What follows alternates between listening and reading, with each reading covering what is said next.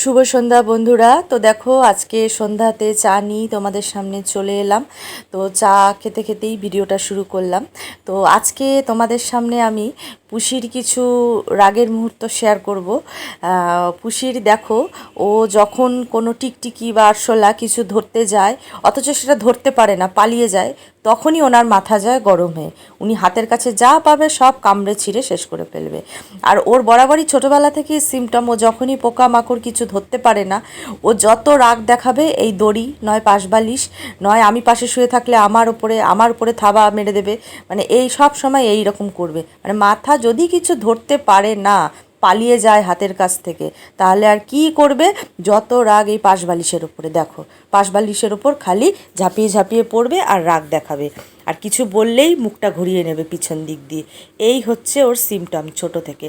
তো পুষির কথা আর কি বলবো। তো চলো এরপরে দেখো চলে গেলাম আস্তে আস্তে কাকির বাড়ি। চুরমুর নিয়ে গেছিলাম, তো কাকি আর আমি দেখো চুরমুর বেড়ে খেতে বসে পড়েছি। তা চুরমুর খেয়ে নিয়ে কাকি আমাকে আবার রাত্রিরে কিছু তরকারি দিয়ে দিল খাওয়ার জন্য, প্রায়ই দেয়। তো দেখো রাত্রিরের ডিনারে কাকি দিয়ে দিয়েছিল চিংড়ি মাছ দিয়ে কচুরলতি আর মাছের মাথা দিয়ে পুঁই শাক।